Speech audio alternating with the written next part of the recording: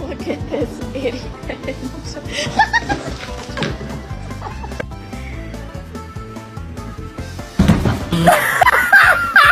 Where we find a rather passionate, if not one-sided sparring match between Kyojuro Rengoku and Mitsuri Kanroji. He'd urge her to try harder as she struggled to defend against his onslaught and would instead continue to complain about her hunger despite recently having lunch. Rengoku would insist on another 1,000 strikes, however, to interrupt this training would be Kyojuro's younger brother, Senjuro, who had prepared snacks for the both of them. Mitsuri would immediately smother the young boy for being her savior, yet Rengoku was not done with her just yet. Although his brother's mention of having made Japanese sweet potatoes was enough to convince a young flame that a break was indeed a pretty good idea. Mitsuri and her crazy appetite were absolutely loving the Sakura mochi, as Rengoku was rather impressed by the sweet potato, which Mitsuri had only just taught the young boy how to make. And of course, it wouldn't be a Rengoku meal without a declaration of just how delicious the food is. But during this, Rengoku would urge his little brother to bring something he had previously prepared, as the boy would then return with a haori. Apparently, it had taken some time to complete, but it was Rengoku's gift to Mitsuri in celebration of her officially joining the Demon Slayers. You see, with this being a time prior to Rengoku being a Hashira, it was also a time before Mitsuri became the Love Hashira as well. Rengoku was very proud of Mitsuri, as apparently she had passed final selection with only 6 months of Demon Slayer training under her belt, what was pretty much half the time it typically took someone to prepare and succeed. And so no longer would their relationship be that of master and student, but rather as comrades, a sentiment that brought tears of joy to the young maiden's eyes. With that, she would change into her uniform as well. And it was a pretty interesting fit, to say the least. Rengoku was horrified by the state of her uniform, and so his brother would question if such a thing wasn't the normal Demon Slayer attire, which as far as Rengoku was concerned, it absolutely was not. Mitsuri was becoming pretty concerned herself at this point, but would tell her former master that the Kakushi had assigned it to her and said it was perfect. What was more than likely an act of perversion, but seeing as both of these characters aren't exactly the brightest, Rengoku was convinced the moment he heard it was officially sanctioned that there must be some reasoning behind it. But at this point, given Mitsuri's exposure, even the young Senjuro would have to wonder if it was in fact normal. However, to interrupt this leisurely talk would be a messenger crow summoning the Flame Hashira to an immediate pillar meeting. The Flame Hashira at the time, of course, being Rengoku Sr. In recognition of this, Rengoku would make his way to his father's chambers. His father, however, refused to go. He would furthermore express that if Kyojuro wanted to go, then he could go on ahead. However, none of that stuff mattered to him anymore. Now Rengoku would begin to try and speak and convince his father, as suddenly an empty alcohol gourd would be thrown in his direction and crash into the wall. He would yell at his son, refusing any sort of conversation, and furthermore state that the breath of flames and the Hashira position was all worthless nonsense. And as his father's haori hung on the rack, Rengoku would recall the words of his late mother, that only the flame pillar was allowed to wear that haori, and that he would one day become an exceptional flame pillar just like his father. A nearby explosion would suddenly go off. Rengoku would clutch onto Mitsuri, but soon after, yet another explosion would go off and unfortunately kill some of the Demon Slayers that had come along with them. Now, before Rengoku could stop her, Mitsuri would insist on running off to help, as he would only just barely manage to pull on her haori enough for a long distance shot to miss her face. As atop a nearby building, there was an active shooter with a rifle aimed in the direction. The shooter, who was absolutely shaking with excitement, would attempt to calm himself down, as he had eagerly awaited the fruition of his revenge for oh so very long. But as he recentered his aim, suddenly his target was nowhere to be found. As in a flash, Rengoku would unleash flame-breathing first form, unknowing fire, and rake across the demon's flesh. Rengoku was here. And as he approached, the demon remembered that all of his efforts were for the sake of this day, as we would now see him totally. He was here for revenge against Rengoku. Again, this was Lower Moon 2. Now, the conditions for ascending to the seat of Hashira were simple on paper. Firstly, you need to be of at least Kinoe rank, what is one of the 10 Demon Slayer ranks aside from Hashira, and the highest Demon Slayer rank aside from Hashira. Now, to be frank, these ranks were established within the first 10 chapters of the series, and it would seem that at least in regards to story, Gotoge threw them out entirely, as we have absolutely no mention of anyone being anything besides the beginner rank of Mizunoto and the exceptional rank of Hashira. That is with the exception of anyone who ultimately became a Hashira. But I digress. The second stipulation being that one must either exterminate over 50 demons or defeat one of the 12 demon moons. And so with the confirmation that this was one of the 12, Rengoku's graduation of sorts stood before him. And he was furious that this demon would so indiscriminately attack even civilians. The demon would mostly disregard this, but would instead make it clear that he would never forget the shame Rengoku had given him. That he had sworn his revenge and spent several years bolstering his strength to the point where he is now one of the 12 demon moons. He would then declare this to be his hated enemy's final night and raise his pistol, as Rengoku would look him dead in his eyes and ask, "Who are you?" The demon was speechless. He'd begun to stutter and asked the Demon Slayer if he'd actually forgotten, but Rengoku would make it clear that he never forgets and furthermore has never met the demon a day in his life, that this was their very first and only encounter. The demon was now shaking without words as Rengoku would continue to verbally reprimand him, saying that he should use his common sense, that a swordsman would never associate with a demon. The demon was absolutely losing it at this point and would then suddenly place his pistol inside of his mouth and fire. Rengoku was now confused by this and the guy's motive, as the demon did so to calm himself down. And after doing so, would decide that if Rengoku had forgotten, then until he was able to remember, boom! Another explosion would go off. Ticking time bombs had been scattered all over the capital. But these explosions weren't the only thing to worry about, as suddenly Rengoku would be assailed by rapid gunfire, as extending from the demon, there was an absolute surplus of firearms. The demon would continuously fire as Rengoku fled for cover, but this time, extending from beneath him, the shadows had eyes and teeth, with guns now extending from them as well, and they would fire. Rengoku would now use the fourth form, Blooming Flame Undulation, to destroy the billboard he was previously hiding behind, and suddenly close the gap between him and the devil, as in retaliation, the fiend would fire off. But as the bullet grazed the Demon Slayer, he would slam his blade into the demon's neck. However, much to his surprise, his blade had been repelled by the very same shadowy substance. The demon was now cackling, as the man before him wasn't on par with the one he remembered, now expressing that you should always stay calm during a battle. What is a rather hypocritical bit of advice indeed. Now, within the demon's shadows was a bottomless pit on account of his blood demon art. And from that void would suddenly drop several sticks of dynamite as boom, the roof of the building they were on would be utterly destroyed. Mitsuri would be worried for her former master, but would then see the lower half of a demon and rush in to combat it, as from behind, a regenerating top half would grip onto her hair and recognize her to be Rengoku's subordinate and proclaim her hair to be disgraceful just as his was. He'd slam her to the ground before placing his rifle directly over her forehead. He would urge her to settle down, as Rengoku was in fact alive, albeit on the verge of death. But he refused to let his target die so easily, as he wanted his revenge to be as excruciatingly painful as possible. And so he planned on torturing Rengoku's family and friends right in front of his eyes. That knowing just how long someone has left before a mental breakdown was his specialty back when he was still human.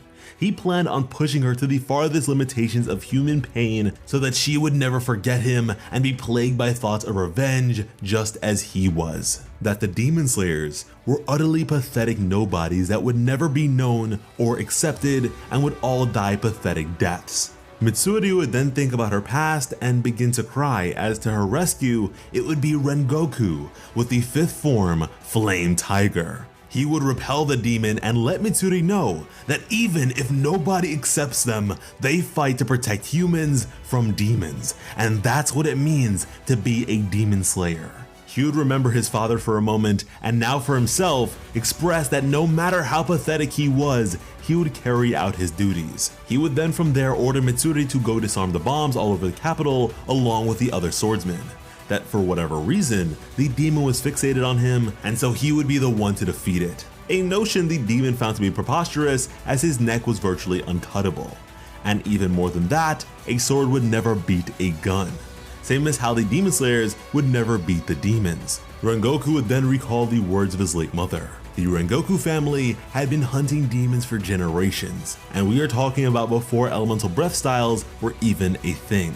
The status of Flame Pillar was the pride of their family, and so she would urge her son to set his sights on becoming an amazing Hashira like his father. That he had a flame in his soul, one strong enough to burn evil demons to a crisp, and so he should kindly shine his light on people and keep the sun-like flame in his heart ablaze by becoming a Hashira. With this, Rengoku would express that he wasn't sure who the demon was mistaking him for, but his name was Kyojuro Rengoku, and he would cut down the demon's grudge here and now. The demon would then make use of his blood demon art, Plunder Cavity Shadow Wolf, as several of these canine shadows would emerge and rush Rengoku, who would leap above and opt to use the fourth form, Blooming Flame Undulation, to deal with them. As from above, several Molotov cocktails would rain down and set the area ablaze. Now at this point, in seeing the flames, the demon would recall his own trauma, as the Flame Hashira stood before him several years ago. At the time, he would be questioned as to why someone's life had been taken to the afterlife while a worthless piece of filth, like a demon, managed to survive. The Flame Hashira, Rengoku's father, was of course referring to how his beloved wife's life had ended. The demon, who was backed into a corner, would beg to stop being cut up and hurt, but it was no use. The Hashira would continue to cut off his limbs endlessly as he would beg for mercy.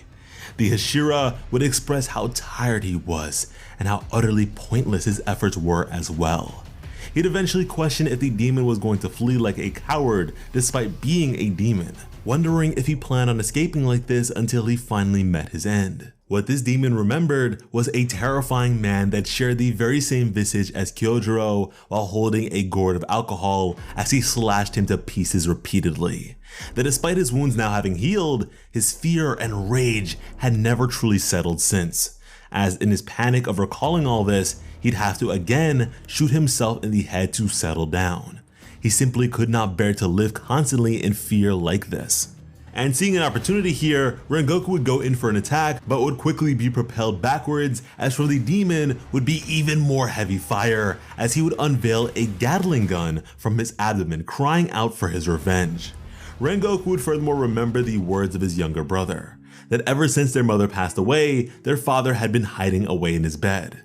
And so Senjuro would wonder if his father was set to die like their mother. Kyojuro would urge his brother not to think of such things, as certainly their father would pick himself back up one day. But in seeing this, he felt an even greater need as the firstborn son of the Rengoku family to become stronger. He didn't want his little brother to cry. Nobody can stay in the world forever, but the sadness that they feel for the departed was to become their strength as well. And so as he clashed with the demon, he again thought back to his promise to protect the weak that he had made to his mother. The promise to become a Hashira. Now elsewhere, while Rengoku bought them all time, the other demon slayers were battling against several of these shadow wolves and searching for the bombs. Mitsuri had discovered one, but had never seen one before and would need to be instructed by the crow on how to disarm it. But before that could happen, several wolves would begin to attack. Mitsuri would panic before striking one of them, however, she could not manage to cut them as her blade got stuck on their body. She tried not to panic and simply breathe as she had been taught, but during this time, one of the wolves would bite into her thigh, pulling her down for the others to attack. Try as she might, Mitsuri could not unleash the breath of flames that Rengoku had taught her. In truth, all that she could do was use her brute strength to slash around. She'd wonder if she was even cut out to be a demon slayer as she'd begin to cry and hope for Rengoku to save her. As just then, she would hear a scream and look over to see a young boy defending his mother while they were both being attacked as well. The same two that had previously bumped into her. And in seeing this, she would suddenly tear herself from the pack of wolves and rush in their direction, quickly destroying one of the attacking wolves in a single strike as she defended the two of them. Her body had moved faster than her mind, and so she was amazed that she actually managed to cut one of them. But thanks to this display, the ones remaining would begin to howl and call for even more to enter the fray. Again, Mitsuri would get a bit scared, but begin to get a hold of herself as she recalled the strong back of Rengoku previously defending her. Mitsuri would commend the little boy for defending his mother like he did, and tell him just to hold on for a little while longer, as she would be sure to make the bad puppies go away. And so now rushing towards them, she would throw the bomb in the air, grip onto her blade, and recall the words Rengoku had shared with her during their training, that she tends to rashly use her muscles and can even cut down lesser demons as she was, but swords weren't meant to be swung with just a person's arms, but with their entire bodies. As in a single jaunt, Mitsuri was able to destroy several of the wolves and even catch the bomb before it fell, as she used a sword like an extension of her own body. She now finally understood what Rengoku was trying to tell her back then. And once more, at the time, she did not feel like she was cut out to be a demon slayer. But Rengoku kept her going. He taught her that the duty of those born strong is to help the weak, a lesson his late mother taught him. And he even believed that one day she would be an even greater swordsman than him, and not just in terms of her brute strength and flexible body. He believed that her unique hair color was a special trait all by itself, as it would be able to draw in demons and brighten people's days, and that above all else, she possesses a heart that loves people, and that he is the luckiest man alive to have been her master, and is quite proud of that fact. And as she sliced apart these wolves, Mitsuri would remember that just like how she was looking for a husband, she was also looking for a place where she could truly be herself. More flexible, more graceful, more like her. Now feeling as though the palpitations of her heart would never cease, she would turn her burning love into her sword. And it was at this moment that Mitsuri had truly mastered the sword and created the love-breathing style, as she took out the final beast and managed to catch the bomb between her legs. She would swiftly check up on the mother and child, who were just fine. Mitsuri would now share a smile and explain that her hair ended up the way it is because she ate too much sakura mochi. It wouldn't be too long before the Kakushi came to help out, but she had things she needed to do, so she needed to leave. And as she left, the child would thank her, much to her surprise. The kid then got his mother to do the very same, as they'd both thank her for saving their lives, which brought tears to Mitsuri's eyes, as finally she was accepted. But getting back to the ever-heated battle between Rengoku and Lower Moon 2, the demon would push Rengoku back, and then notice that there wasn't an explosion at the time of expected detonation, and that he could sense a loss in some wolves, and so he seriously needed to finish things up before the situation became any more precarious, as again Rengoku would go for the demon's neck. This time he would instead break the demon's gun, but even still, it was remarkable to the demon that a human possessed this degree of resilience. After so many bullets and explosions, it was unbelievable that Rengoku could still stand, let alone attack. The demon would continue to fire and endlessly wonder how Rengoku could possibly stand up to him with only a sword. But as a bloodied and passionate Rengoku approached him, the demon would have to wonder if the man before him was really the same man he had met that dreaded day. The demon would fire again, but nothing. He was out of bullets. He couldn't believe that a single man was responsible for him cleaning out his entire arsenal, as Rengoku would approach like a monster, questioning if the demon was done already, which drove the creature insane. He would raise his gun to his head yet again in an attempt to remain calm, but again, he was out of bullets, and so in a fit of rage, he would slam the blasted thing onto the ground. Now desperate, he'd search the entirety of his void for something he could still use. He needed to deny this man the satisfaction, as otherwise he would die from his own rage. The demon would search for a while before clattering out from within was but a single poorly kept and weathered katana. At the sight of it, the demon would remember his human past. He remembered being ridiculed for using a sword, as it was believed to be a dying art of the past. He would be told by the men to defeat them and their bullets with his precious art of Bushido, as the men laughed, littering him with bullets. He'd remember his comrades who believed that their swords would never lose to guns, But in the present, as the demon just stood there unmoving, Rengoku seized the opportunity and rushed in, as suddenly these shadows would cause a rush of power. Rengoku would skid back, as now clutching onto this old blade was the demon using his ultimate technique, Plunder Cavity, Ravaged War Formation Wolf. An absolutely terrifying sight indeed. He had gathered all of his remaining shadows and cloaked himself in them. And so if Rengoku touched them for even a single second, he'd be cut apart instantly. The demon would now formally introduce himself, recognizing Rengoku not to be the man from his past. His name was Hairo, and he would request that Rengoku allow him to slay him as a warrior of the sword. Rengoku in turn would agree to a duel, as it was just what he wanted. Now mind you, the suction and defenses the demon now boasted were far superior to that of his wolves and what he had previously employed to protect his neck. And so, Rengoku would determine that the only thing for him to do was to wield his sword better than the demon could. They would both prepare themselves and remain like this for a chilling moment, before rushing towards one another in a flash as their blades collided. The demon believed that his blood demon art could never be broken, as a moment later, his shadows would begin to be burned away. This technique was the 9th form, the ultimate technique of the flame-breathing art and the basis of his family's name. A slash that pours one's body, soul, and even life into its power that can burn away at anything. Rengoku would set his heart ablaze and use the 9th form, Rengoku, to defeat Lower Moon 2. It was over. And as the demon vanished, he would commend his opponent's swordsmanship.